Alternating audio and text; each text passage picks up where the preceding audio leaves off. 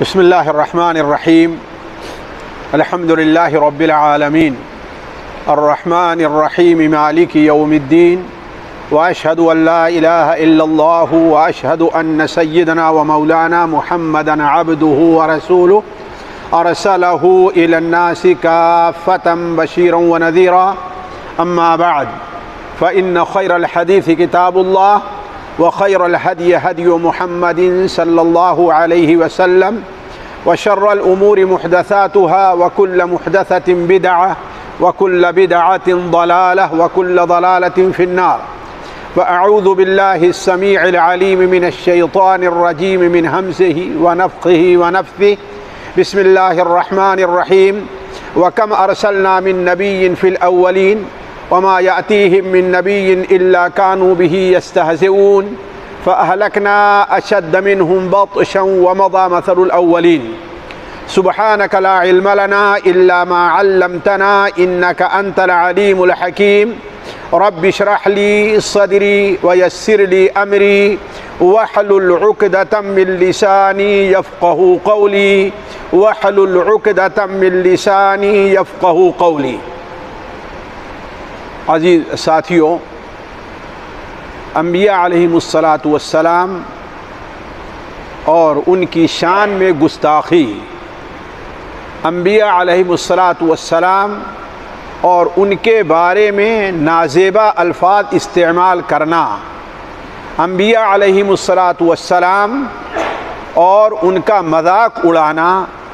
یہ کوئی نئی بات نہیں ہے. یہ باطل قوموں کا کوئی نیا شیوا نہیں ہے، بلکہ جب سے اس دنیا میں انبیاء اور رسول علیہم السلام کے آنے کا سلسلہ چلا ہے، شیطان اور اس کے چیلے ہمیشہ سے ان کی شان میں گستاخی کرتے رہے اور ان کا مذاق اڑاتے رہے ہیں. اللہ تبارک و تعالیٰ نے قرآن مجید میں اس حقیقت کو متعدد جگہ واضح فرمایا ہے.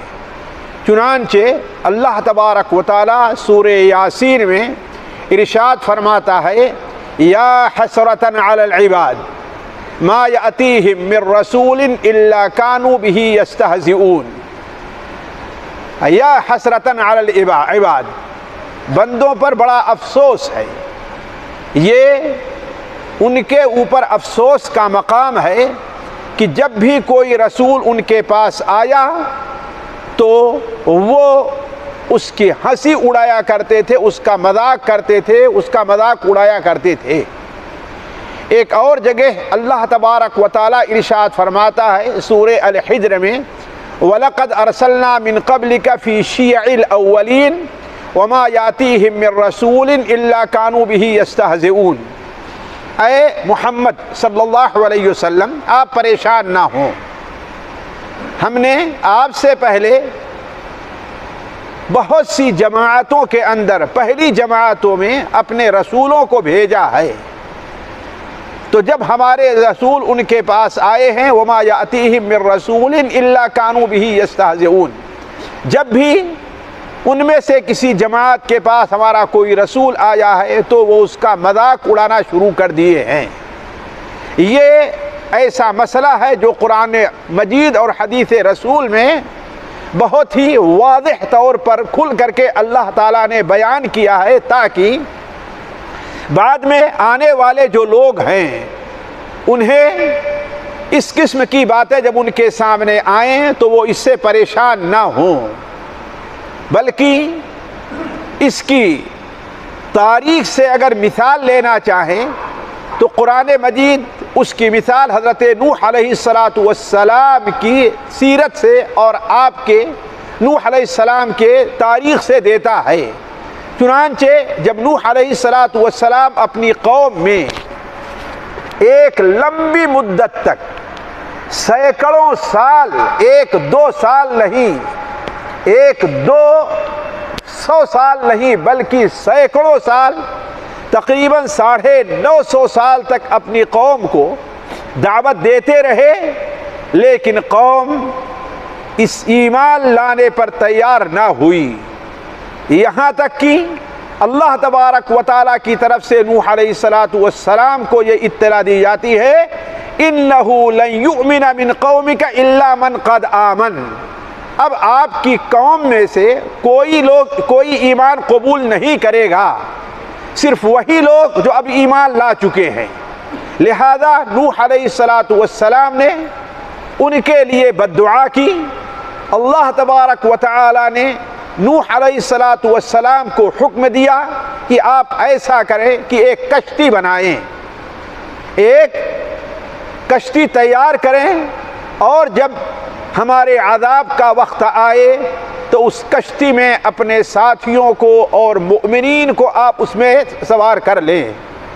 چنانچہ نوح علیہ السلام اللہ تبارک و تعالیٰ کے حکم سے کشتی بنانے لگے۔ جب کشتی تیار کر رہے تھے تو اللہ تعالیٰ فرماتا ہے وَكُلَّمَا مَرَّ عَلَيْهِ مَلَأٌ مِّن قَوْمِهِ سَخِرُوا مِنْهُ، جب بھی نوح علیہ السلام کے پاس سے ان کی قوم کا کوئی بڑا، کوئی سردار، کوئی لیڈر، کوئی نیتا،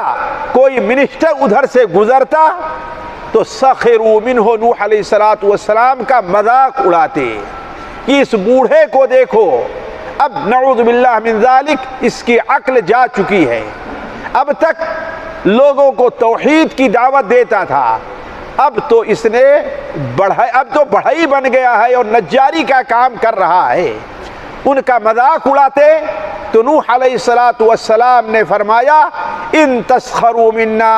فإنا نسخر منکم، وہ وقت دور نہیں ہے کہ آج تم ہمارا مذاق اڑا رہے ہو، وہ وقت دور نہیں کہ ہم تمہارا مذاق اڑائیں گے۔ اسی سنت کے تحت ہمارے نبی صلی اللہ علیہ وسلم نے بھی جب دعوت دی اور توحید کا اعلان فرمایا،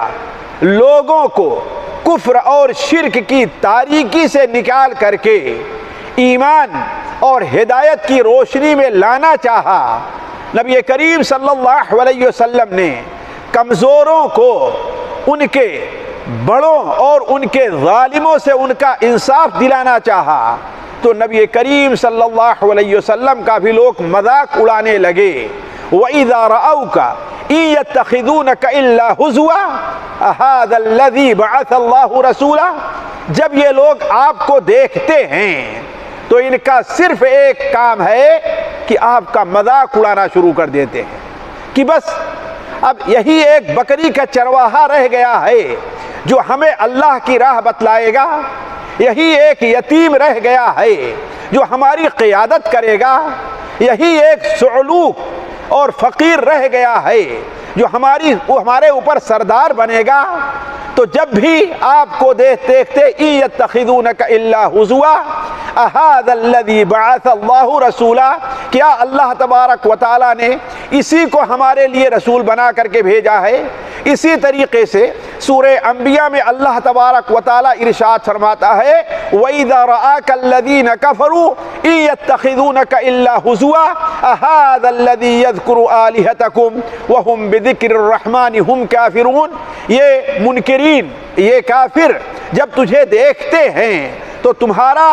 یا آپ کا مذاق اڑاتے ہیں، وہ کہتے ہیں کیا یہی ہے جو ہمارے معبودوں کا، ہمارے بڑوں کا، ان کا ذکر برائی کے ساتھ کرتا ہے؟ وہ یہ کہتا ہے کہ فلاں کے ہاتھ میں کچھ بھی نہیں ہے، وہ یہ کہتا ہے کہ فلاں خود اپنے محتاج ہے،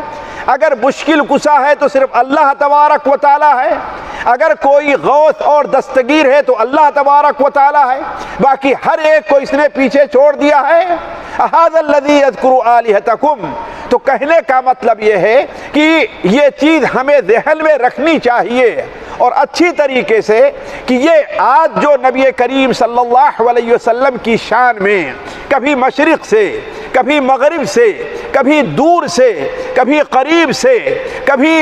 بتوں کی پوجا کرنے والوں سے، کبھی صلیب کی پوجا کرنے والوں سے، کبھی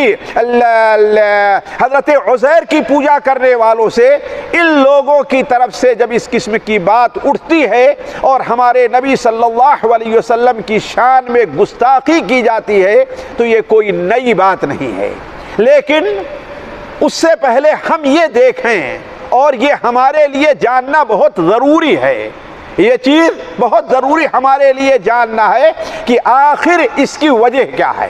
اور یہ اس لیے تاکہ ہم اس سلسلے میں ہمارا موقف کیا ہے، ہمارا کام کیا ہونا چاہیے، ہم اس کو متعین کر لیں۔ تو یہ جاننا بہت ضروری ہے کہ آخر اس کی وجہ کیا ہے۔ ساتھیو، اس کی وجہ تو متعدد ہو سکتی ہے، لیکن دو وجہ جو بڑی اہم ہے وہ غور کرنے کی ہے، اور میں اسی طرف آپ لوگوں کی توجہ دلاؤں گا کہ نبی کریم صلی اللہ علیہ وسلم کی شان میں گستاخی کیوں کی جاتی ہے۔ اللہ تبارک و تعالیٰ کے کسی نیک بندے کے بارے میں لوگ غلط اور نازیبہ الفاظ کیوں استعمال کرتے ہیں، اس کی دو بڑی وجہ ہے، اور دونوں وجہ ہمیں اپنے سامنے رکھنے کی ہے تاکہ اس قسم کے مواقف جب آئیں ہم کیسا تعامل کریں، ہم اس سے کس طریقے سے نپٹیں، تاکہ یہ چیز ہمارے سامنے رہے۔ پہلی چیز یہ ہے کہ جہالت اور عدم معرفت۔ وہ لوگ نبی کریم صلی اللہ علیہ وسلم کے صحیح مقام کو نہیں جانتے، وہ لوگ انبیاء اور رسول اس دنیا میں کس لیے آتے ہیں، وہ اللہ تبارک و تعالیٰ اللہ تبارک و تعالیٰ کی دی ہوئی روشنی میں کون سا راستہ لوگوں کو دکھلاتے ہیں، اس سے لوگ عموماً غافل رہا کرتے ہیں۔ بلکہ آپ دیکھیں اس ترقی کے دور میں جبکہ میڈیا اور ہر چیز اس قدر عام ہو چکی ہے،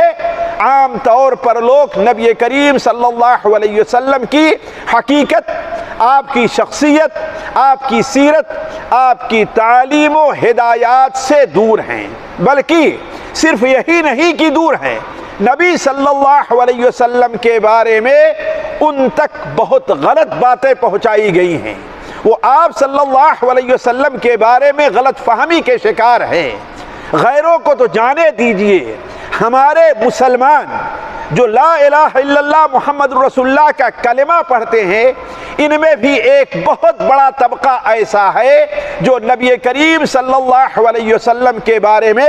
صحیح معلومات سے عاری ہے۔ وہ جذبات میں تو آ کر کے، وہ جوش میں آ کر کے، عصبیت میں آ کر کے آپ کے خلاف کوئی آواز اٹھتی ہے تو اس کے خلاف وہ تیار ہو جایا کرتا ہے، لیکن بسا اوقات اپنی جہالت کی بنیاد پر ایسا تصرف کر جاتا ہے جو نبی کریم صلی اللہ علیہ وسلم کی شان کے خلاف ہے۔ تو کہنے کا مطلب یہ ہے کہ نبی صلی اللہ علیہ وسلم کی شان کے بارے میں جہالت یہ بہت بڑا سبب بنتا ہے آپ صلی اللہ علیہ وسلم کا مذاق اڑانے کے۔ یہاں عربی کی عام زبان میں ایک مثل ہے جو مجھے بڑی پسند ہے۔ وہ کیا ہے؟ وہ کہتے ہیں اللي لا يعرف کے لا يثمن کے، اللي لا يعرف کے لا يثمن کے، جو آپ کو جانتا نہیں ہے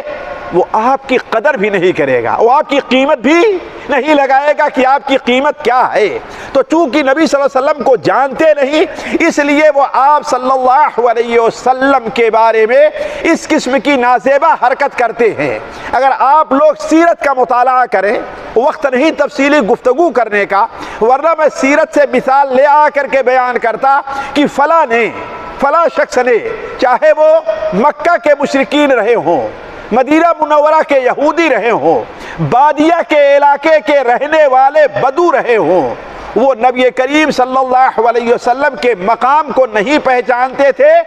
اس لیے نبی صلی اللہ علیہ وسلم کے خلاف نازیبہ حرکت بلکہ آپ کو قتل پر بھی تیار ہو جایا کرتے تھے۔ لیکن جب نبی کریم صلی اللہ علیہ وسلم کی حقیقت کو پہچان جاتے تھے تو فوراً آپ کے اوپر ایمان لے آتے تھے۔ میں آپ کے سامنے صرف ایک واقعے کی طرف اشارہ کرنا چاہتا ہوں جو صحیح بخاری وغیرہ میں ہے۔ اللہ کے حضرت جابر بن عبداللہ کی روایت ہے کہ اللہ کے رسول صلی اللہ علیہ وسلم صحابہ کرام کے ساتھ غزوہ ذات الرقہ سے تشریف لے آ رہے تھے واپس، تو ایک جگہ قیام کا ارادہ ہوا۔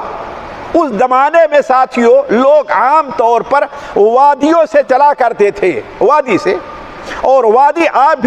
یہاں سے سفر کریں تو دیکھیں جگہ جگہ آپ کو وادیاں ملے گی اور اس میں درختوں کا سلسلہ رہے گا۔ آج تو بارش نہیں ہوتی، اس زمانے میں چونکہ بارش ہوا کرتی تھی اس لیے درختوں کا سلسلہ بہت زیادہ رہا کرتا تھا۔ ہم نے جب آج یہاں سے 35-40 سال پہلے جو ہم نے یہاں پر درخت دیکھے، آج وہ درخت نہیں پائے جاتے ہیں۔ اس لیے کہ آج بارش کے یہاں سلسلہ بہت ہی کم اور بہت کم ہو کر کے رہ گیا ہے۔ تو علی کل حال صحابہ کرام حضرت جابر بن عبداللہ بیان کرتے ہیں کہ ہم لوگ اس وادی سے گزر رہے تھے تو دیکھا کہ ایک درخت ہے اور بڑا سایہ دار ہے، لہذا نبی صلی اللہ علیہ وسلم کے لیے اس درخت کا ہم نے انتخاب کیا اور آپ کو وہاں ٹھہرا دیا، اور ہم وادی میں دوسرے درختوں کے نیچے ادھر ادھر پھیل گئے۔ نبی کریم صلی اللہ علیہ وسلم نے اپنی تلوار درخت سے لٹکائی اور آرام کرنے کے لیے آپ لیٹ گئے اور سو گئے۔ اتنے میں ایک بدو آتا ہے اور موقع کو غنیمت سمجھتے ہوئے آپ صلی اللہ علیہ وسلم کی تلوار کو لے لیتا ہے اپنے ہاتھ میں، اور آپ کے سراہنے کھڑے ہو کر کے کہتا ہے کہ من یمنعک منی، اب مجھ سے تم کو کون بچانے والا ہے؟ نبی کریم صلی اللہ علیہ وسلم اطمینان سے بیٹھ گئے، کوئی گھبراہٹ نہیں، کوئی پریشانی نہیں، چہرے پر کسی قسم کی الجھن نہیں، آپ نے صرف ایک لفظ استعمال کیا، اللہ، مجھے تجھ سے اللہ بچائے گا۔ وہ پریشان ہو گیا کہ یہ کیا معاملہ ہے، اس کے پاس بظاہر اپنی طرف سے دفاع کی کوئی صورت نہیں ہے، لیکن پھر بھی وہ کیا کہہ رہا ہے کہ ہمیں آپ سے اللہ بچانے والا ہے۔ علی کل حال یہی سوال اس نے 3 بار کیا، اور تیسری بار آپ کا وہ رعب اس کے اوپر قائم ہو گیا، بلکہ بعض ضعیف روایات میں ہے کہ جبرائیل آئے اور اس کے ہاتھ پر اتنے زور سے مارا کہ تلوار اس کی نیچے گر گئی۔ آپ صلی اللہ علیہ وسلم نے تلوار اٹھا لیا اور کہا کہ اب بتاؤ من یمنعک منی، اب تجھ کو مجھ سے کون بچانے والا ہے؟ اب وہ گڑگڑانے لگا کہ آپ ان لوگوں میں بنیے جن کے ہاتھ میں ہتھیار آتا ہے تو وہ رحم کا معاملہ کرتے ہیں، کسی کے اوپر زیادتی نہیں کرتے۔ آپ صلی اللہ علیہ وسلم نے اسے چھوڑ دیا۔ نتیجہ کیا نکلا؟ کیا نتیجہ نکلا ساتھیوں؟ ابھی تک آپ کے بارے میں وہ جاہل تھا، آپ کو قتل کرنے کے لیے آیا،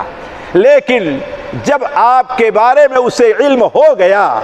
آپ نے اس سے کہا، آپ نے فرمایا کیا تو ایمان لے آتا ہے؟ اس نے کہا بھائی میں مسلمان تو نہیں ہوتا، البتہ ایک عہد کرتا ہوں، نہ آج کے بعد سے کبھی آپ کے خلاف میں لڑائی کروں گا، اور نہ ہی جو لوگ آپ کے خلاف لڑیں گے نہ ہی میں ان کا ساتھ دوں گا، یہ میرا عہد ہے، یہ میرا عہد ہے، آج سے آپ کے خلاف نہ لڑوں گا اور نہ کوئی آپ سے لڑتا ہے تو میں اس کا ساتھ دوں گا۔ چنانچہ آپ صلی اللہ علیہ وسلم نے اسے چھوڑ دیا۔ صحابہ کرام اس کو ڈانٹے، اس کے اوپر غصہ ہوئے، لیکن نبی رحمت کی جو رحمت ہے صرف مسلمانوں تک محدود نہیں تھی۔ نبی رحمت کے جو اللہ تعالیٰ نے رؤوف الرحیم بنایا ہے وہ صرف مسلمانوں ہی کے لیے نہیں بلکہ غیر مسلموں بلکہ انسانوں ہی کے لیے نہیں، حیوانوں تک بھی یہ چیز جو ہے پہنچی ہے۔ تو وہ شخص اپنی قوم کے پاس جاتا ہے اور اپنی قوم سے کہتا ہے اے میری قوم کے لوگوں، اللہ کی قسم اس دنیا میں ان سے بہتر آدمی ہم نے کہیں نہیں دیکھا ہے، اس دنیا میں ان سے بہتر آدمی، ان سے اچھا آدمی ہم نے کہیں نہیں دیکھا ہے۔ حدیث شریف میں ہے صحیح بخاری میں، جس کا نتیجہ یہ نکلا کہ اس کی اس بات کی وجہ سے کتنے لوگ ہیں جو مسلمان ہو گئے ہیں۔ تو کہنے کا مطلب یہ ہے کہ وہی شخص جب تک آپ کی حقیقت کو نہیں پہچانتا تھا، آپ کے بارے میں اسے علم نہیں تھا، وہ سمجھتا تھا کہ ہاں یہ ظلم کرنے والے ہیں، ہمارے اوپر حملہ کیا ہے، ہمارے لوگوں کو قتل کیا ہے، وہ آپ کے خلاف تلوار لے کر کھڑا ہو جاتا ہے۔ لیکن جب آپ کی حقیقت جان لیتا ہے تو وہ نہ خود مسلمان ہوتا ہے بلکہ کتنے لوگوں کے مسلمان بننے کا وہ سبب بن جاتا ہے۔ علی کل حال ساتھیوں، یہ تو ماضی کی بات ہے، ابھی حال کی بات اگر آپ دیکھنا چاہیں، اور بالضبط شاید 3 جولائی اگر مجھ سے بھول نہیں تو 2021 کی بات ہے، زیادہ دور نہ جائیں، ابھی ادھر قریب کی بات ہے کہ اللہ تبارک و تعالی ایسے لوگوں کو جو آپ کے بارے میں علم نہیں رہتا، اگر انہیں علم ہو جاتا ہے تو کس طریقے سے اسلام قبول کر لیتے ہیں۔ ہولندا کا وہ رہنے والا شخص ارنالڈ وان جس کا نام بتایا جاتا ہے، اور اگر آپ آج بھی اردو میں انگلش میں عربی میں اس کا نام ڈالے تو پوری اس کی تفصیل آپ کے سامنے آ جائے گی، جا کر کے دیکھ لیں گے۔ یہ ہولنڈا کے اندر اس جماعت سے تعلق رکھتا تھا جو جماعت بڑی شدت پسند تھی اور مسیحیین عیسائیوں کی حفاظت اور ان کے بارے میں لوگوں اسے خطرہ تھا اسلام کی وجہ سے، چنانچہ اس نے ایک پارٹی بنائی اور مسلمانوں کے خلاف اس نے زہر اگلنا شروع کر دیا، یہاں تک کہ فلمی دنیا میں کام کرنے والوں سے مل کر کے اس نے 20 منٹ کی ایک فلم بنائی ہے، 20 منٹ کی ایک فلم بنائی جس کا نام رکھا عربی میں، اپنی زبان میں اس کا نام نہیں رکھا، عربی میں اس کا نام رکھا فتنہ۔ کیا نام رکھا اس کا؟ فتنہ، یہ بتانے کے لیے کہ مسلمان فتنہ پھیلاتے ہیں، یہ بتانے کے لیے کہ اسلام جو مذہب ہے وہ فتنے کا مذہب ہے، امن اور صلح و شانتی اور سلامتی کا مذہب نہیں ہے۔ چنانچہ اس فلم کے اندر نبی کریم صلی اللہ علیہ وسلم کی شان میں نازیبا کردار پیش کیا گیا آپ کے بارے میں۔ نتیجہ کیا نکلا کہ چاروں طرف سے مسلمان اٹھ کھڑے ہوئے، اس کے بارے میں مظاہرات کرنے لگے، شور شرابہ کرنے لگے، اسے بڑا غصہ آیا اور کہا کہ یہ کیا ہے، ہم نے کون سی نئی بات عجیب بات کہی ہے، کون سی غلط بات کی ہے۔ لہذا غصے میں آ کر کے اسلام کے بارے میں اور پڑھنا شروع کیا تاکہ اور غلطیاں لوگوں کے سامنے پیش کرے۔ چنانچہ وہ قرآن مجید کا ایک نسخہ لیا اپنی زبان میں، اسے پڑھنا شروع کیا تو جس قدر قرآن کو پڑھتا جاتا ہے اسی قدر قرآن اسے اپنی طرف کھینچتے جاتا ہے۔ ساتھیو، قرآن کو صحیح اگر کوئی آدمی پڑھے اور نیک نیتی سے پڑھے تو قرآن کے اندر عجیب قسم کی لذت ہے۔ چنانچہ وہ شخص پڑھتا گیا اور جب سورہ نساء کی اس آیت کے اوپر پہنچتا ہے، خاص طور پر 36 نمبر آیت، جس میں اللہ تبارک و تعالیٰ نے بیان فرمایا وَاعْبُدُوا اللَّهَ وَلَا تُشْرِكُوا بِهِ شَيْئًا وَبِالْوَالِدَيْنِ إِحْسَانًا وَبِذِي الْقُرْبَى وَالْيَتَامَى وَالْمَسَاكِينِ وَابْنِ السَّبِيلِ وَالْجَارِ ذِي الْقُرْبَى وَالْجَارِ ذِي الْجُنُبِ وَالصَّاحِبِ بِالْجَنبِ وَابْنِ السَّبِيلِ وَمَا مَلَكَتْ أَيْمَانُكُمْ۔ یعنی قرآن یہ دعوت دیتا ہے کہ بندے کا تعلق صرف اس کے رب ہی سے درست نہ رہے، جہاں بندے کا تعلق اس کے رب سے جڑا رہنا چاہیے وہیں بندے کا تعلق اللہ تعالیٰ کی مخلوق کے ساتھ جڑا رہنا چاہیے، اور جو مخلوق جتنا قریب اس کے ہے اس کے ساتھ وہ تعلق اتنا ہی بڑا رہنا چاہیے۔ والدین کے ساتھ، رشتہ داروں کے ساتھ، قوم کے غریب اور کمزور لوگ جو ہیں، یتیم اور مسکین، ان کے ساتھ، اپنے پڑوس میں جو لوگ ہیں، اپنے ساتھ جو لوگ کام کرتے ہیں، حتیٰ کہ جو لوگ مسلمان کے ساتھ سفر کرتے ہیں، مسلمانوں کو ان کے ساتھ بھی اچھا برتاؤ کرنا چاہیے۔ ساتھیو، مصر سے ایک بڑا ہی معتبر پرچہ نکلتا تھا، المنار۔ ہر مصری عالم ہے یا ادیب ہے وہ اس پرچے کو جانتا ہے، جو پرچہ علامہ رشید رضا مصری رحمہ اللہ نکالا کرتے تھے۔ المنار کے اندر اس کے حوالے سے ہم نے ایک قصہ پڑھا تھا کہ علامہ امرتسری رحمہ اللہ ایک بار پنجاب سے مدراس سے آ رہے تھے ادھر یو پی اور ادھر بہار وغیرہ کے علاقے میں، وہاں کسی ہندو آریہ سماج کے نوجوان عالم سے ان کا مناظرہ تھا۔ علامہ کو معلوم نہیں ہے کہ ہمارے سامنے جو نوجوان بیٹھا ہے یہ وہی ہے جو کل جس سے ہمارا مناظرہ ہونا ہے ٹرین کے اوپر۔ اس وقت جہاز کا سفر نہیں تھا ساتھیوں، ہمارے علماء چالو ڈبے میں چلا کرتے تھے، اے سی بھی چلا نہیں کرتے تھے، اس لیے اللہ نے ان کے علم میں اور ان کے عمل میں اللہ تعالیٰ نے برکت عطا فرمائی تھی۔ چنانچہ ڈبے میں بیٹھے ہیں اور سامنے والی کرسی کے اوپر ایک اور نوجوان بیٹھا ہے جو ہندوؤں کا عالم ہے۔ چنانچہ علامہ رحمہ اللہ نے اس کے ساتھ جو ہوتا ہے اچھا سلوک کیا۔ دوسرے دن قصہ مختصر یہ کہ جب علامہ امرتسری رحمہ اللہ اسٹیج پر پہنچے اور سامنے والے اسٹیج پر جہاں مناظرہ ہو رہا تھا وہ ہندوؤں کا آریہ سماج کا مناظر وہاں جا کر کے بیٹھتا ہے، تو مناظر اپنے اسٹیج پر بیٹھنے سے پہلے سیدھے آتا علامہ مرحوم کے اسٹیج کے پاس اور اپنا ہاتھ جوڑ کر کھڑا ہو جاتا ہے، کہا میں اس کے ساتھ مناظرہ نہیں کر سکتا، یہ انسان نہیں، یہ کوئی ربانی عالم ہے۔ یہ علامہ مرحوم کے سفر کا جو معاملہ اس کے ساتھ اس سے اتنا متاثر ہوا۔ تو کہنے کا مطلب یہ ہے کہ جب ارنولڈ وان نے جب یہ دیکھا کہ اسلام صرف یہی نہیں کہ اپنے ساتھیوں کے ساتھ، بلکہ اگر تمہارے ساتھ کوئی سفر کر رہا ہے تو اس کے ساتھ بھی اچھے سلوک کا حکم دیتا ہے، غریبوں کی مدد کا حکم دیتا ہے، اس آیت نے اس کے اوپر بڑا اثر ڈالا۔ پھر وہیں سے سیدھے وہ امام مسجد کے پاس اسلامی سینٹر میں جاتا ہے اور اسلام کے بارے مزید معلومات حاصل کرنا چاہتا ہے، تو امام مسجد نے اسے سیرت النبی صلی اللہ علیہ وسلم سے متعلق ایک چھوٹی سی کتاب دے دی۔ وہ کتاب لے آ کر کے پڑھتا ہے اور اسی کتاب نے اور قرآن مجید کی اس آیت نے اسے مسلمان کر دیا۔ آپ یوٹیوب کے اوپر دیکھیں گے تو شیخ عبد الرحمن سدیس حفظہ اللہ اس کو اپنا وہ پہنا رہے ہیں، عباءہ پہنا رہے ہیں، دیکھیں گے یہ وہی شخص ہے جو اللہ کے رسول صلی اللہ علیہ وسلم کے بارے میں گستاخی کرتا ہے، لیکن جب آپ کی شان اور آپ کی حقیقت اس کے سامنے واضح ہو جاتی ہے تو وہ آپ کا مرید بن جاتا ہے، نہ آپ کا مخالف بن جایا کرتا ہے۔ تو عرض کرنے کا مقصد ساتھیوں، بات لمبی ہو گئی، میں آپ کے سامنے یہ بات رکھنا چاہتا تھا کہ نبی کریم صلی اللہ علیہ وسلم سے دشمنی اور آپ کی شان میں گستاخی کی ایک بہت بڑی وجہ یہ ہے کہ لوگ آپ کے بارے میں صحیح معلومات،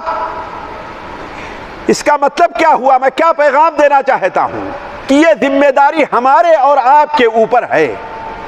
مسلمانوں کے اوپر ہے، چاہے داعی ہے تو، عالم ہے تو، حاکم ہے تو، لیڈر ہے تو، اور عام آدمی ہے تو وہ اپنی زندگی کے اندر نبی کریم صلی اللہ علیہ وسلم کا علماً وعملاً نمونہ پیش کرے، نبی کریم صلی اللہ علیہ وسلم کی سیرت کو اپنائے۔ آپ یقین مانیں لوگ آپ کی وجہ سے نبی کریم صلی اللہ علیہ وسلم کے گرویدہ ہو جائیں گے۔ دوسری چیز جو آپ صلی اللہ علیہ وسلم کے بارے میں گستاخی کا سبب بنتی ہے وہ نبی کریم صلی اللہ علیہ وسلم کے بارے میں نفرت اور حسد ہے۔ یہ نہیں ہے کہ آپ صلی اللہ علیہ وسلم نے اس کا کوئی نقصان کیا ہے، یہ نہیں ہے کہ نبی کریم صلی اللہ علیہ وسلم کے بارے میں وہ جانتا نہیں ہے، نہیں، وہ سب کچھ جانتا ہے، لیکن اس کی اپنی کچھ مصلحت ہے، اس کی اپنے کچھ مصالح ہیں، وہ یہ دیکھتا ہے کہ ان کی وجہ سے اس کے خلل واقع ہو رہا ہے، لہذا وہ آپ صلی اللہ علیہ وسلم کے خلاف نازیبہ حرکتیں کرتا ہے۔ یہ بات چاہے مکہ کے بعد بڑے سردار ہوں، مدینہ منورہ کے بارے منافقین ہوں، یا یہودیوں علماء کا جو طبقہ ہو جو اسلام سے دور رہا ہے، وہ اس کا بہت بڑا سبب یہ تھا کہ اللہ کے رسول صلی اللہ علیہ وسلم کے بارے میں حسد کی وجہ سے آپ کا مذاق اڑایا کرتا تھا۔ اس کی سب سے واضح دلیل قرآن مجید سے آپ کو مل سکتی ہے۔ سورہ بقرہ اٹھائیے اور جہاں سورہ بقرہ میں سب سے پہلے یا ایھا الذین آمنوا آیا ہوا ہے، اس آیت کو پڑھیے آپ۔ سب سے پہلی آیت جس میں یا ایھا الذین آمنوا یعنی اہل ایمان کو خطاب کیا گیا ہے، اس آیت کو پڑھیے اور اس کی تفسیر پڑھیے تو آپ کو معلوم ہوگا کہ یہود جو آپ صلی اللہ علیہ وسلم کا مذاق اڑایا کرتے تھے، آپ کے بارے میں نازیبہ حرکت کرتے تھے، اس کا مقصد کیا تھا؟ آپ سے حسد تھا۔ چنانچہ اللہ تعالیٰ فرماتا ہے یا ایھا الذین آمنوا لا تقولوا راعنا وقولوا انظرنا واسمعوا وللکافرین عذاب علیم۔ اے ایمان والو، نبی کریم صلی اللہ علیہ وسلم کو راعنا نہ کہو۔ اصل میں راعنا کے معنی میں ہے راعا یرعی، یعنی میرا ذرا لحاظ کیجئے، میری طرف تھوڑی خاص توجہ دیجئے، مجھے بتلائیے۔ تو ہوتا کیا تھا کہ یہودی اس کلمے کا فائدہ اٹھا کر کے وہ کیا کرتے تھے، تھوڑا الفاظ کے اندر تھوڑا سا ہیر پھیر کر کے کہتے تھے راعینا، راعینا، اے ہمارے چرواہے، اے ہمارے چرواہے۔ تو مسلمان بھی ان کے کہنے کی وجہ سے، اس لیے کہ یہود کو مسلمان اپنے سے بڑا عالم سمجھا کرتے تھے، اسی لیے بہت سے انصار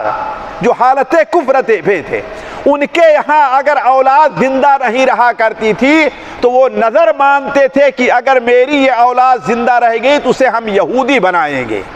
اسی لیے انصار میں سے بہت سے لوگ یہودی بن گئے تھے، حالانکہ انصاریوں کا مسلک یہودی نہیں تھا، لیکن چونکہ وہ سمجھتے تھے کہ اہل کتاب ہیں، ان کے پاس علم ہے، وہ ہم سے اچھے ہیں، لہذا وہ اپنے بچوں کو یہودی بناتے تھے۔ تو بعض جاہل مسلمان، نادان مسلمان یہ سمجھا کرتے تھے کہ راعینا جو کہا جا رہا ہے گویا اسے الفاظ کو تھوڑا سا کھینچ کر کے پڑھا جائے تو اچھا ہوگا۔ تو مسلمان بھی ایسا کہنے لگے، جو نبی کریم صلی اللہ علیہ وسلم کی شان میں گستاخی تھی کہ آپ ہمارے ساتھ اہتمام سے پیش آئیے، اس کے بجائے کیا معنی لیا جا رہا ہے کہ آپ ہمارے چرواہے ہیں۔ اللہ تبارک و تعالیٰ نے اس سے منع کر دیا، اسی لیے اللہ تعالیٰ اس کے بعد والی آیت میں ارشاد فرماتا ہے کہ آخر ایسا کیوں ہو رہا ہے؟ ما یود الذین کفروا من الکتاب والمشرکین ان ينزل علیکم من خیر من ربکم واللہ یختص برحمتہ من یشاء۔ یہ مشرکین اور یہ کفار، یہ اہل کتاب، یہ یہود، یہ نہیں چاہتے ہیں کہ تمہیں اللہ تعالیٰ کسی خیر سے نوازے، اس حسد کی بنیاد پر تمہارے نبی کے ساتھ مذاق اڑا رہے ہیں۔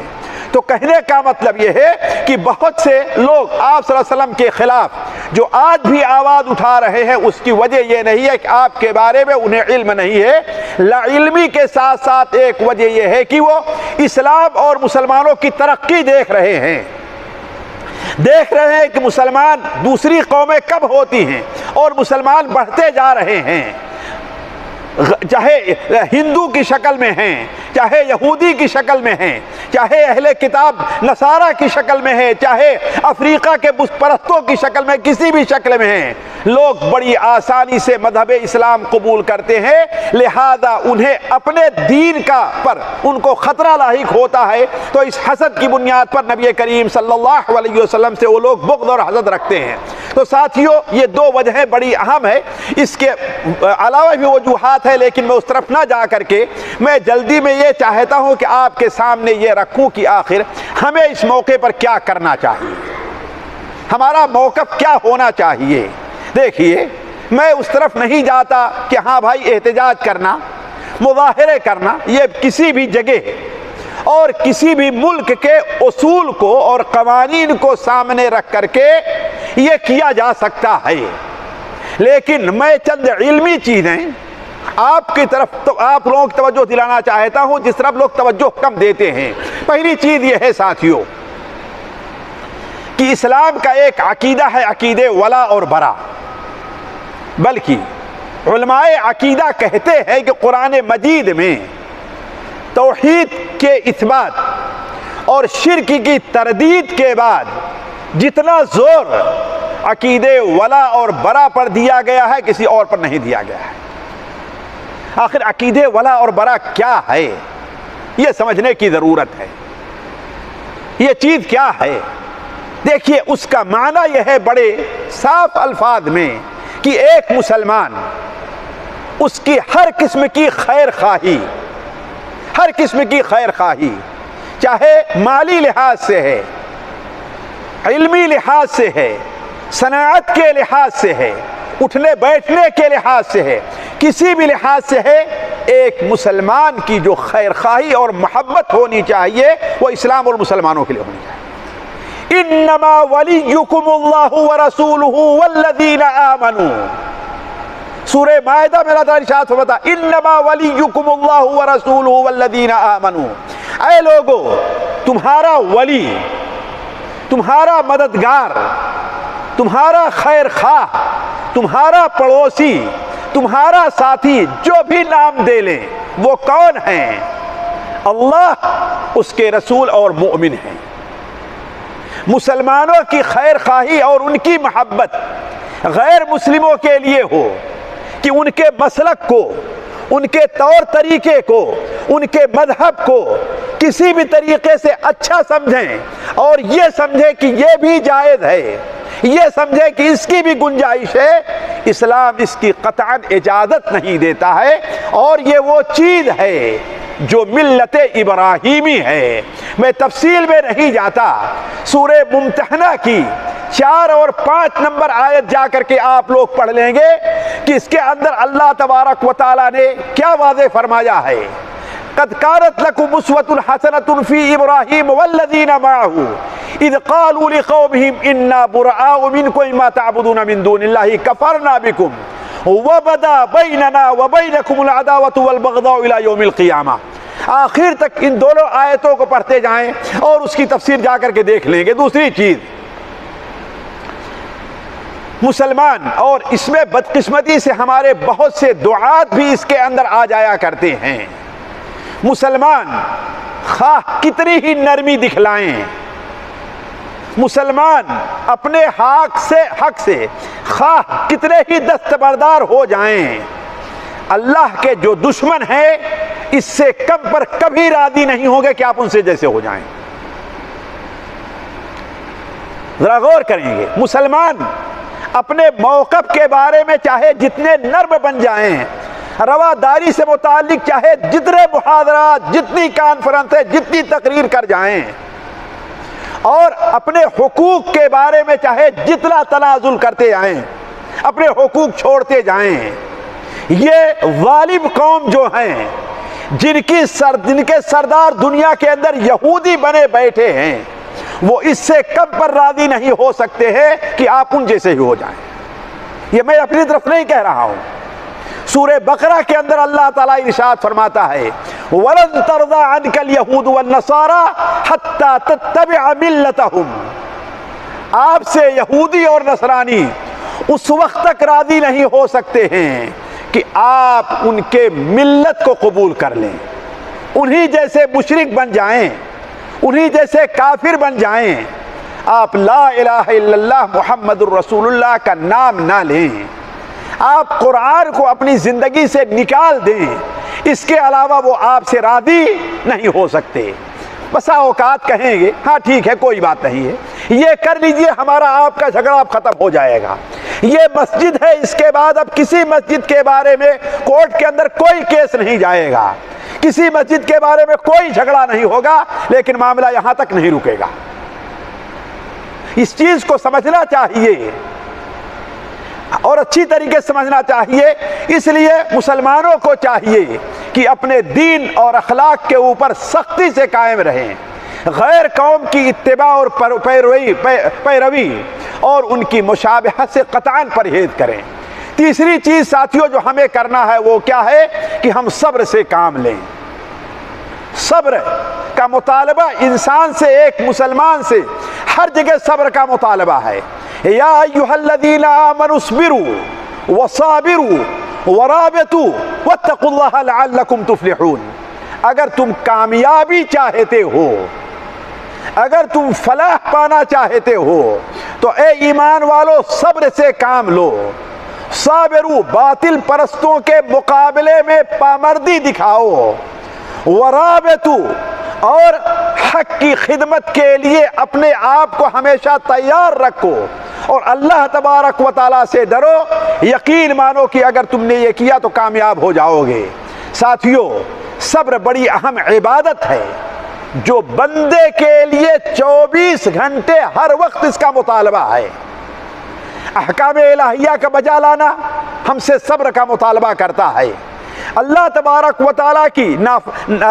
حرام کی ہوئی چیزوں سے رک جانا ہم سے صبر کا مطالبہ کرتا ہے، اللہ تبارک و تعالیٰ کی طرف سے نازل شدہ مصیبتیں ہمارے مال میں ہیں، ہماری جان میں ہیں، ہماری اولاد میں ہیں، ہمارے مذہب کے اوپر ہیں، اس کے بارے میں صبر کرنا ہم سے مطالبہ ہے کہ ہم اس موقع پر بھی صبر کریں۔ یاد رکھیں، جو بندہ صبر کا عادی ہوتا ہے اللہ تبارک و تعالیٰ اسے وہ نور عطا کرتا ہے کہ مشکل حالات کے اندھیروں میں بھی وہ روشنی تلاش کر لیتا ہے۔ صحیح مسلم میں حضرت ابو مالک اشعری رضی اللہ عنہ کی ایک لمبی روایت ہے، اس کے اندر ہے کہ نبی کریم صلی اللہ علیہ وسلم نے ارشاد فرمایا وَالصَّبْرُ ضِيَاءٌ، صبر کیا ہے؟ روشنی ہے۔ اسی طریقے سے جس کے پاس صبر کی دولت ہوتی ہے وہ مشکلات کے اندر، تنگ گلیوں کے اندر بھی اپنے لیے ایک وسیع اور کشادہ راستہ تلاش کر لیتا ہے۔ نبی کریم صلی اللہ علیہ وسلم کی حدیث جو سنن ابو داؤد میں، مسند احمد میں، مسند ابو یعلا میں ابو سعید خدری سے مروی ہے، لمبی حدیث ہے، اس کا ایک جملہ ہے کہ آپ صلی اللہ علیہ وسلم نے ارشاد فرمایا وَمَا آتَ اللَّهُ أَحَدًا مِنْ عَطَاءٍ اوسع من الصبر، اللہ تبارک و تعالیٰ نے کسی بندے کو صبر سے وسیع نعمت اور کوئی عطا نہیں کی ہے۔ اللہ تبارک و تعالیٰ کے جن نیک بندوں کے پاس صبر ہوتا ہے اور وہ صبر کی حقیقت کو جان لیتے ہیں، انہیں صبر کرنے میں بڑی لذت محسوس ہوتی ہے۔ حضرت عمر ابن عبد العزیز رضی اللہ تعالیٰ عنہ نے بڑے واضح طور بیان فرمایا وجدنا خیر عیشنا فی الصبر، ہم نے صبر کے اندر اپنی زندگی کا مزہ پایا ہے۔ تو علی کل حال کہنے کا مطلب یہ ہے ساتھیوں کہ مسلمان ایسے موقع پر صبر کرے، جذبات میں آ کر کے، غصے میں آ کر کے، عصبیت میں آ کر کے کوئی ایسا کارنامہ نہ انجام دے جائیں جو ان کی قوم کے لیے مصیبت کا سبب بنے، اور نبی کریم صلی اللہ علیہ وسلم کے بارے میں لوگوں کو یہ کہنے کا موقع ملے کہ ہم تو پہلے ہی سے کہتے ہیں کہ یہ دہشت گرد تھے۔ نعوذ باللہ من ذالک۔ فرمایا اللہ تبارک و تعالی نے وَاسْتَعِينُوا بِالصَّبْرِ وَالصَّلَاةِ، وَاسْتَعِينُوا بِالصَّبْرِ وَالصَّلَاةِ، صبر کر کے اور نماز پڑھ کر کے اللہ تبارک و تعالیٰ کی مدد حاصل کرو۔ ساتھیوں چوتھی چیز جو ہمیں دیکھنا چاہیے، یہ یقین ہمیں ہونا چاہیے، ہمارے دین کا ایک بہت بڑا حصہ، بلکہ دین کا ایک بہت بڑا جز یقین ہے۔ اگر یقین نہیں تو ہمارا دین اللہ کے نزدیک مقبول نہیں ہے۔ وہ کیا چیز ہے؟ کہ اللہ کے رسول صلی اللہ علیہ وسلم کے ساتھ گستاخی کرنے والوں کا انجام بہت برا ہوتا ہے۔ جو بھی آپ کے ساتھ گستاخی کرتا ہے، اللہ کی قسم اس کی زندگی میں دیکھیں گے دنیا کے اندر تنگ ہو جاتی ہے اس کی زندگی، وہ اپنی زندگی میں رسوا ہو کر کے رہتا ہے، اور آخرت میں اس کے اوپر جن عذاب کا اسے سامنا کرنا ہے وہ اللہ ہی بہتر جانتا ہے۔ اور آخر اس کی وجہ کیا ہے؟ وجہ اس کی کیا ہے؟ اس لیے کہ اللہ تبارک و تعالی نے خود اپنے نبی کی طرف سے دفاع کی ذمہ داری لے لی ہے، کسی مسلمان پر نہیں چھوڑی ہے۔ وہ خود اللہ تبارک و تعالی فرماتا ہے اِنَّا كَفَيْنَاكَ الْمُسْتَهْزِئِينَ الَّذِينَ يَجْعَلُونَ مَعَ اللَّهِ إِلَٰهًا آخَرَ فَلَسَوْفَ يَعْلَمُونَ۔ اِنَّا كَفَيْنَاكَ الْمُسْتَهْزِئِينَ، اے محمد صلی اللہ علیہ وسلم آپ پریشان نہ ہوئیے، جو آپ کا مذاق اڑاتے ہیں ان سے نپٹنے کے لیے ہم کافی ہیں۔ اللہ تبارک و تعالی نے بڑے واضح طور پر بیان فرمایا ان الذین یؤذون اللہ ورسولہ لعنہم اللہ فی الدنیا والآخرہ واعد لهم عذابا مہینا۔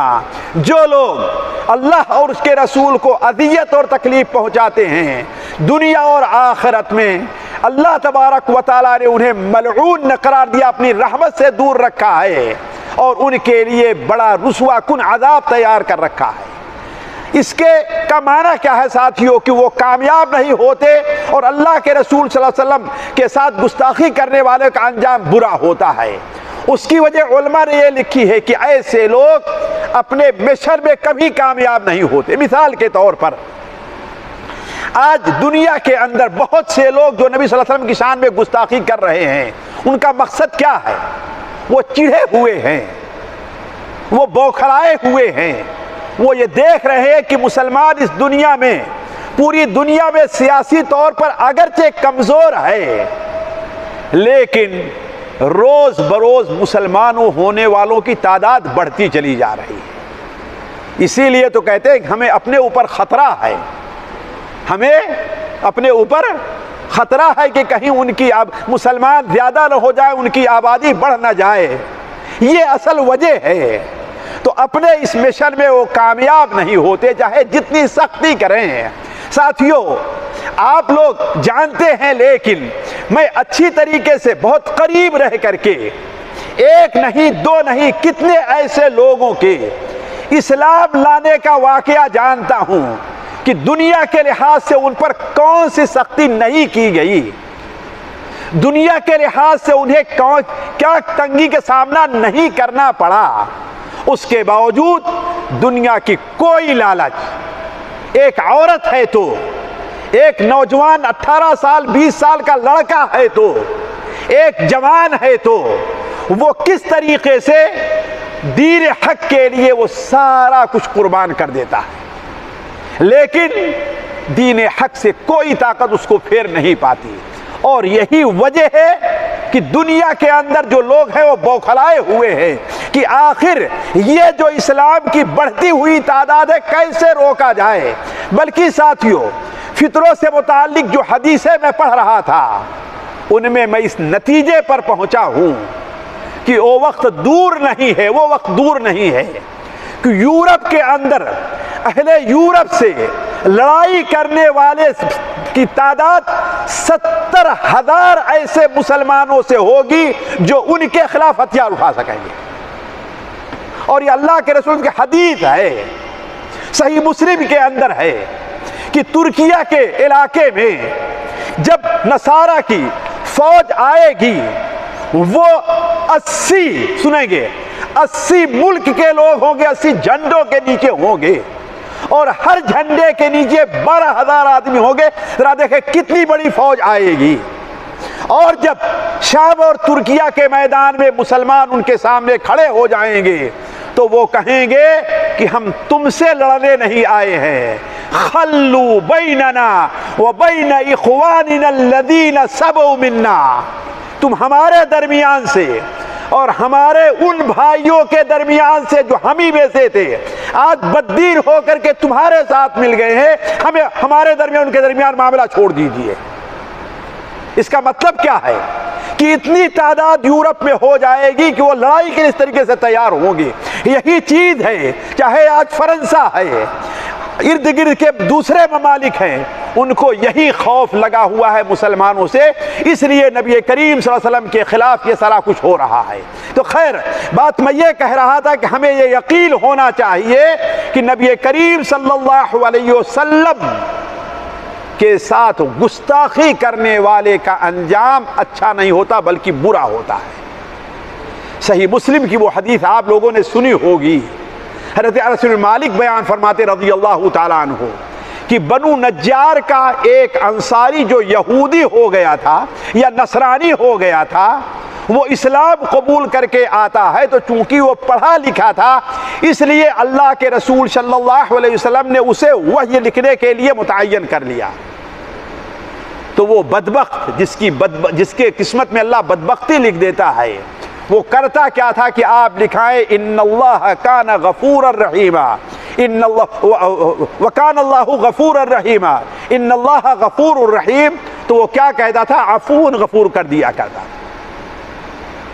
تھوڑے ہی دن میں وہ مرتد ہو کر کے یہودیوں کے پاس چلا گیا، یہودیوں نے بڑی اس کی آہو بھگت کی، بڑی اس کو آہو بہت آگے اس کو بڑھایا، یہاں تک کہ اللہ کا کرنا یہ کہ اس کا انتقال ہو گیا۔ یہودیوں نے لے جا کر کے دفن کیا، صبح کو دیکھتے ہیں تو اس کی لاش باہر آ گئی۔ یہ دیکھیے، یہ زمین بھی گواہی دے رہی ہے کہ محمد ابن عبداللہ معمولی آدمی نہیں ہے، یہ محمد رسول اللہ صلی اللہ علیہ وسلم۔ تم جسے محمد ابن عبداللہ کہتے ہو، محمد ابن عبداللہ نہیں ہے، بس یہ کیا ہے؟ محمد رسول اللہ ہیں۔ لوگوں نے کیا سمجھا کہ چونکہ مسلمانوں کی دشمنی ہے اس لیے اسے نکال کر کے، وہ بھی بیوقوف سمجھتے تھے کہ اگر مسلمان کو نکالنا ہوتا اسے اوپر چھوڑ دیتے، اسے جلا کر کے ختم کر ڈالے ہوتے، لیکن دوسرے دن اور گہری زمین کھودی اور اس کو گاڑ دیا۔ دوسرے دن صبح کو پھر وہ لاش باہر آ گئی۔ 3 دن ایسے کیا ہے، بڑی نگرانی کی ہے، اس کے بعد انہیں یقین ہو گیا کہ یہ معاملہ کسی انسان کا نہیں بلکہ اوپر والے کا ہے، کہ محمد کی شان میں اللہم صلی محمد اس نے گستاخی کی ہے، لہذا اسے سزا مل رہی ہے۔ اور ساتھیوں دور نہ جائیں، سن 207 میں سویت کے جس شخص نے نبی صلی اللہ علیہ وسلم کے بارے میں نازیبہ کارٹون بنائے تھے، آپ لوگ اس کے بارے میں سنے ہوں گے، آج بھی یہ ابھی سال بھر پہلے کی بات ہے، خبر آئی ہے۔ حالانکہ سویت کی حکومت نے 2 پولیس اس کی نگرانی کے لیے مستقل رکھ دیا تھا، کیوں؟ اس لیے کہ اس کے اوپر ایسے بھی سرفرے مسلمان ہیں نا، اسے قتل کرنے کے لیے کئی حملہ کر چکے تھے اس کے اوپر، یہاں تک اس کے گھر میں آگ بھی لگا دیا، لیکن اللہ تعالیٰ نے جب جس کا وقت لکھا اسی وقت اس کی موت آئے گی۔ نتیجہ کیا ہوا؟ ایک دن صبح کو اپنے دونوں پہرے داروں کے ساتھ اپنی گاڑی سے نکلتا ہے، سامنے سے ایک ٹینکر آ رہا تھا جس میں تیل بھرا ہوا تھا، ٹینکر سے گاڑی ٹکراتی ہے اور اپنی گاڑی ہی میں جل کر کے وہ راکھ ہو جایا کرتا۔ تو اللہ تبارک و تعالی نبی صلی اللہ علیہ وسلم کے قاتلوں کے ساتھ گستاخی کرنے والوں کے اللہ تعالیٰ ان سے نپٹتا ہے اور بدلہ لیتا ہے۔ تاریخ ماضی قریب کی، حال کی اور ماضی بعید کی اس پر شاہد ہے۔ 5ویں چیز ساتھیوں، نبی کریم صلی اللہ علیہ وسلم کی تعلیم کو عام کیا جائے۔ یہ ہماری ذمہ داری ہے کہ ہم عملی طور پر بھی اور علمی طور پر بھی دیگر زبانوں کے اندر خطبات کے ذریعے، بلکہ آج تو بڑا آسان ہے، کسی ٹی وی چینل کے اندر چند گھنٹے آپ لے لیجئے، یہ کام ان لوگوں کا ہے جو پیسے والے ہیں، اور آپ کی بارے میں صحیح تعلیمات لوگوں تک پہنچائی جائے۔ اور یہی حکم اللہ تعالیٰ نے نبی صلی اللہ علیہ وسلم کو دیا ہے، اگر غور کریں تو جہاں پر اللہ تعالیٰ نے یہ فرمایا اِنَّا كَفَيْنَاكَ الْمُسْتَهْزِئِينَ، اس سے پہلے اللہ نے کیا فرمایا؟ اللہ نے کیا فرمایا؟ فَاصْدَعْ بِمَا تُؤْمَرُ وَأَعْرِضْ عَنِ الْجَاهِلِينَ إِنَّا كَفَيْنَاكَ الْمُسْتَهْزِئِينَ۔ اے محمد صلی اللہ علیہ وسلم، آپ کو لوگ گالی دیتے ہیں، آپ کا مذاق اڑاتے ہیں، آپ اس کی پرواہ نہ کیجیے، چھوڑ دیجیے، ان کو کرنے دیجیے۔ آپ کا کام کیا ہے؟ میرا پیغام محبت ہے جہاں تک پہنچے، آپ اپنی تعلیمات لوگوں تک پہنچائیے، توحید کی دعوت دیجیے، اچھے اخلاق کا ثبوت پیش کیجیے۔ آپ کو اللہ نے جو نبی رحمت بنا کر کے بھیجا وہ رحمت عام کیجیے، اور آپ ان کو چھوڑ دیے ان کے حال پر۔ فَاصْدَعْ بِمَا تُؤْمَرُ وَأَعْرِضْ عَنِ الْمُشْرِكِينَ إِنَّا كَفَيْنَاكَ الْمُسْتَهْزِئِينَ۔ اے محمد صلی اللہ علیہ وسلم، آپ کو جس چیز کا حکم دیا جا رہا اس کا اعلان کیجیے۔ آپ یہ ہمیں تعلیم لینا چاہیے۔ جو لوگ صرف ایک موقف اختیار کرتے ہیں بس کہ ہمیں سختی کرنی ہے، اب ہمیں اب نپٹنا ہے، ایسے لوگ قتل کرنا ہے، اور بسا اوقات تعجب ہوتا ہے کہ وہ لوگ جن کی زندگی میں نبی کریم صلی اللہ علیہ وسلم کی تعلیم کا کوئی حصہ نہیں ہے، شیعہ حضرات بھی اس سامنے آتے ہیں کہ فلاں کو قتل کر دو، ہم اتنے پیسے۔ اللہ کے بندے، سب سے پہلے نبی صلی اللہ علیہ وسلم گستاخی تم نے کی ہے، تم اپنی اصلاح کر لو۔ تو ایسا ہونا چاہیے، فَاصْدَعْ بِمَا تُؤْمَرُ وَأَعْرِضْ عَنِ الْمُشْرِكِينَ۔ جس چیز کا آپ کو حکم دیا جائے اس کا علل اعلان بیان کیجئے، اور مشرکین سے اعراض کیجئے، اِنَّا كَفَيْنَاكَ الْمُسْتَهْزِئِينَ۔ اور ساتھیوں، بڑے اختصار کے ساتھ 2 بج گئے ہیں، ایک چیز اور یہ ہے، ہمیں آپ کو ایسے موقع پر عبادت اور دعا کا دامن نہیں چھوڑنا چاہیے۔ انسان کے اوپر جب مشکل وقت آتا ہے تو اللہ تعالیٰ کا ذکر اسے سکون اور اطمینان دیتا ہے، یہ آپ کے ایمان کی نشانی ہے۔ دشمن کو قتل کر کے آپ کو سکون ملے تو یہ کوئی بڑی نشانی، کامیابی نہیں ہے۔ اصل تو یہ ہے کہ اللہ تعالیٰ آپ سے چاہتا کیا ہے؟ چاہتا یہ ہے کہ آپ اس کے قریب ہوں، اس کے قریب، اور یہی چیز اللہ تعالیٰ نے ان آیات میں تعلیمات دی ہے۔ اللہ تعالیٰ نے، اللہ تعالیٰ فرماتا ہے وَلَقَدْ نَعْلَمُ أَنَّكَ يَضِيقُ صَدْرُكَ بِمَا يَقُولُونَ۔ اے مسلمانوں، غور سے سنو، ہم جانتے ہیں کہ نبی صلی اللہ علیہ وسلم کے بارے میں جو کچھ لوگ کہہ رہے ہیں اس سے آپ کو دل میں تنگی محسوس ہوتی ہے، آپ پریشان ہوتے ہیں، غصہ آتا ہے، الجھن پیدا ہوتی ہے، سب کچھ ہوتا ہے۔ وَلَقَدْ نَعْلَمُ، اللہ تعالیٰ فرماتا اے محمد صلی اللہ علیہ وسلم میں جانتا ہوں کہ جو کچھ وہ آپ کے بارے میں کہہ رہے ہیں اس سے آپ کا دل تنگ ہوتا ہے، لہذا آپ کو کرنا کیا ہے، آپ کیا کریں؟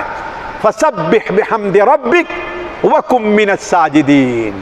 اپنے رب کے حمد کے ساتھ اس کی تعریف کیجئے،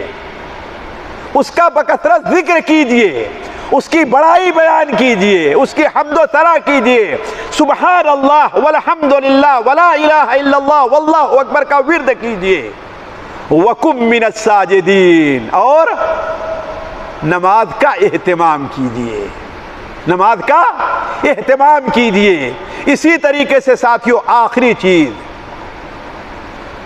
شاید آسانی سے لوگ قبول نہ کریں، وہ یہاں کہیں بھی اللہ کے رسول صلی اللہ علیہ وسلم کی توہین کی جانے لگے، ایک مسلمان کو خوش ہونا چاہیے۔ لوگوں کے بات یہ نہیں سمائے گی، نہیں سمائے گی یہ بات، لیکن حقیقت یہ ہے، یہ حقیقت ہے۔ دیکھیے ایک مسلمان بلا اور مصیبت کو نہیں چاہتا ہے، لیکن بلا اور مصیبت آ جاتی ہے تو اسے پریشان ہے۔ یہ بات صحیح کہ نہیں صحیح ہے؟ ہم بیماری نہیں چاہتے، لیکن بیماری آ گئی تو ہم کیا کریں گے؟ پریشان ہوں گے؟ نہیں، ہم جنگ اور قتال نہیں چاہتے ہیں، لیکن میدان گرم ہو گیا ہے تو پیچھے ہے کہ نہیں؟ ہم یہ نہیں چاہتے ہیں کہ ہمارے نبی صلی اللہ علیہ وسلم کے بارے میں کوئی غلط سوچے بھی، کہنا دور کی بات ہے۔ ہم یہ چاہ لیں، اللہ کے قسم ہمارا ایمان نہیں ہے، مسلمان نہیں ہے، ہم قطعاً نہیں چاہتے، لیکن اگر کوئی ایسا کر رہا ہے جہاں ایک طرف ہمارے دل کو تکلیف ہو رہی ہے، اس کی مثال لیجئے، آپ اس کی مثال لیجئے۔ ایک شخص ہے، اللہ تعالیٰ ہر ایک کو محفوظ رکھے، اس کے ہاتھ کے اندر یہاں کینسر ہو گیا ہے، اگر کاٹا نہ جائے تو پورا جسم ہے نا، کاٹ دیا جاتا ہے تو اس کو ایک طرف سے تکلیف ہے، دوسری طرف سے خوش بھی ہو رہا ہے، نہیں خوش ہو رہا ہے کہ الحمدللہ آپریشن کامیاب ہو گیا ہے، خوش ہو رہا ہے نا۔ آپ کو ایک کوئی دوا کھانے کے لیے دی جائے جو بڑی کڑوی ہے، بڑی کڑوی ہے، لیکن یہ معلوم ہے کہ وہ دوا پی لینے کے بعد ہمارا علاج ہو جائے گا، تو پینے کی کڑواہٹ آپ کو محسوس ہوگی نہیں محسوس ہوگی، لیکن دلی طور پر آپ تو یہی معاملہ ہے ساتھیوں۔ ہم نہیں چاہتے ہیں کہ ہمارے نبی صلی اللہ علیہ وسلم کو کوئی آدمی برا بھلا کہے، بلکہ آپ کے بارے میں برا سوچے، یہ بھی ہم نہیں چاہتے ہیں، لیکن اگر کوئی ایسا کرتا ہے تو ہم اس لیے پریشان نہیں ہوتے ہیں کہ انشاءاللہ ان کا یہ برا کرنا اسلام اور مسلمانوں کے لیے خیر اور بھلا ہوگا، اسلام اور مسلمانوں کے لیے خیر اور بھلا ہوگا۔ اور آپ جانیں گے جس وقت ڈنمارک کے اس ظالم نے ہلاک ہوا، نبی کریم صلی اللہ علیہ وسلم کے بارے میں وہ غلط کارٹون چھاپے تھے، اس وقت آپ دیکھیں گے جب شور شرابہ ہوا ہے تو روز آنا امریکہ میں مسلمان ہونے والوں کی تعداد 50 سے زائد پہنچ گئی تھی ایک دن میں۔ اسی لیے امام ابن تیمیہ رحمہ اللہ نے بہت واضح طور پر اپنی کتاب الصارم المسلول علی شاتم الرسول کے اندر، اگر مجھ سے بھول نہیں تو شاید 117 نمبر صفحہ کے اندر لکھا ہے کہ شام کے اندر جہاد کرنے والے جو نصارہ کرسچن سے جہاد کر رہے تھے، ان لوگوں نے مجھ سے بیان کیا ہے کہ بسا اوقات ایک قلعے کے اوپر ہم حملہ کرتے اسے فتح کرنے کے لیے 1 مہینہ گزر جاتا، 2 مہینہ 3 مہینہ کامیابی نہ ہوتی ہم کو، یہاں تک کہ ہم لوگ مایوس ہو جاتے۔ لیکن اسی درمیان اگر ان میں سے کوئی نبی صلی اللہ علیہ وسلم کی شان میں گستاخی کر دیتا تو اب ہمیں یقین ہوتا کہ اب یقیناً فتح ہو جائے گا، اور 2 دن 3 دن نہیں گزرتے کہ ہمیں کامیابی ہو جایا کرتی تھی۔ تو یہ جو آپ کے بارے میں کہا جا رہا ہے، اس سے مسلمان ہونے والوں کی تعداد میں اضافہ ہوگا، دین پر عمل کرنے کی طرف لوگ زیادہ مائل ہوں گے، اسلام اور مسلمانوں کا نقصان نہیں ہوگا۔ اللہ تبارک و تعالیٰ سے دعا ہے کہ اللہ تعالیٰ ہمیں اور آپ کو نبی کریم صلی اللہ علیہ وسلم کے تعلیم کو عام کرنے اور آپ صلی اللہ علیہ وسلم کے تعلیم کو لوگوں تک پہنچانے کی توفیق عطا فرمائے۔ اللہ تبارک و تعالیٰ ہمیں اور آپ کے دل میں آپ صلی اللہ علیہ وسلم کی محبت اور آپ کی عظمت کو ڈال دے۔ اللہ تبارک و تعالیٰ نبی کریم صلی اللہ علیہ وسلم کے طرف آپ پر اعتراض کرنے والے، آپ کا مذاق اڑانے والے ظالموں کے ساتھ اللہ تبارک و تعالیٰ نپٹ لے، اللہ تعالیٰ انہیں ہلاک اور برباد کرے۔ والسلام علیکم ورحمۃ اللہ وبرکاتہ۔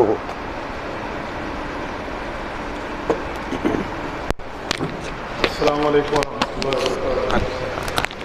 دیکھیں ہمارے استاد محترم فضیلت الشیخ شعبہ حسن فیضی حفظہ اللہ تعالی، اللہ تعالیٰ شیخ محترم کی جو کی ہوئی نصیحتیں ہیں اس پر ہمیں عمل کرنے کی توفیق عطا فرمائے، اور تعدیر ہمیں ہم جیسے طالب علموں کو شیخ محترم سے استفادہ کرنے کی توفیق عطا فرمائے۔ عزیز دوستوں، آج یقیناً آپ کو بیٹھنے میں دقت تکلیف پریشانی ہو رہی ہوگی، گرمی کافی ہے، تو اس کے لیے ہم معذرت چاہتے ہیں۔ آئندہ انشاءاللہ ہم کوشش کریں گے کہ اس معاملے کو کچھ بہتر کریں۔ اندر جو حال ہے اس کے لیے ادارے کو کہا گیا ہے کہ اندر جو کنڈیشن وغیرہ ہیں اس کی اصلاح کا جو معاملہ وہ کریں، تو امید ہے کہ آئندہ جمعہ آپ کو یہ تکلیف نہیں ہوگی۔ ہماری تو دعا ہے اور کوشش ہے کہ یہ تنگی پریشانی یا آنے والے بھائیوں کو نہ دیکھنا پڑے۔ قل نار جہنم اشد حر ابو محمد جی بالکل، لا تنفروا في الحر قالوا لا تنفروا في الحر قل نار جہنم اشد حر لو كانوا يفقهون۔ اللہ تعالیٰ ہمیں بچایا جی۔ آمین آمین آمین۔ بہرحال ہماری تو پھر بھی ایک کوشش ہے نا جی، بالکل بالکل، کیونکہ انسان کمزور ہے اور یہ چھوٹی موٹی تکلیفیں بھی انسان کو جو ہے نا وہ پریشان کر دیتی ہیں، تو ہم جو کر سکتے ہیں وہ کریں گے انشاءاللہ۔ تو اللہ تعالیٰ ہمارے لیے آسانیاں پیدا فرمائے۔ تو آنے والے دروس جو ہیں انشاءاللہ اس میں کوشش ہوگی